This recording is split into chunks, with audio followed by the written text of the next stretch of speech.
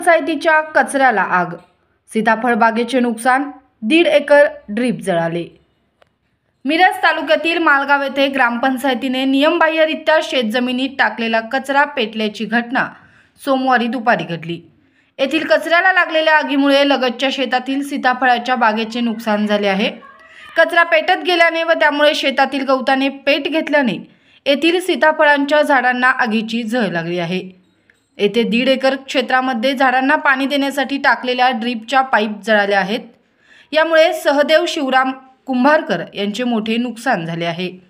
शेतात ड्रीप जळाल्याने व झाडांना आगीची झळ बसल्याने झालेली नुकसान भरपाई मिळावी अशी मागणी कुंभारकर यांनी केली आहे। सोमवारी दुपारच्या सुमारास येथील एका शेतजमिनीत ग्रामपंचायतीने नियमबाह्यरित्या टाकलेला कचरा पेटल्याने ही घटना घडली।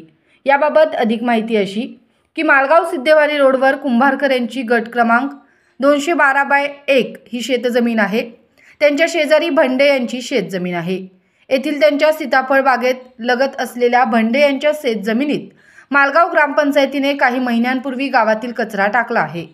मोठ्या प्रमाणात या ठिकाणी कचरा टाकण्यात आल्याने या शेतजमिनीला कचरा डेपोचे स्वरूप आले आहे। मागील 3 महिन्यांपासून येथे कचरा टाकणे बंद करण्यात आले आहे। येथे टाकण्यात आलेल्या कचऱ्यामध्ये प्लास्टिकचे प्रमाण मोठे आहे।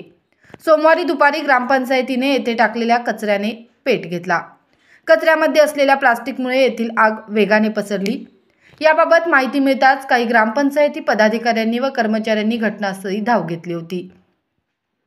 येथील कचरा पेटल्याने आजूबाजूच्या शेतजमिनींमध्ये असलेले गवत व पालापाचोळा पेटला। शेजारी असलेल्या कुंभारकर यांच्या सीताफळ बागेतील पालापाचोळा व गवताने पेट घेतला। आग संपूर्ण सीताफळ बागेत पसरली। येथील छाटणी घेतलेल्या आणि नव्याने पालवी फुटत असलेल्या सीताफळाच्या बागेला या आगीची झळ पोहोचली आहे। यामुळे पुढील सीताफळाचे उत्पादन कमी होण्याचा धोका निर्माण झाला आहे। त्याचबरोबर या 1.5 एकर शेतजमिनीमध्ये सीताफळाला पाणी देण्यासाठी टाकण्यात आलेल्या ड्रीपच्या पाईप जळाल्या आहेत। यामुळे कुंभारकर यांचे सुमारे 60 ते 70 हजार रुपयांचे नुकसान झाले आहे।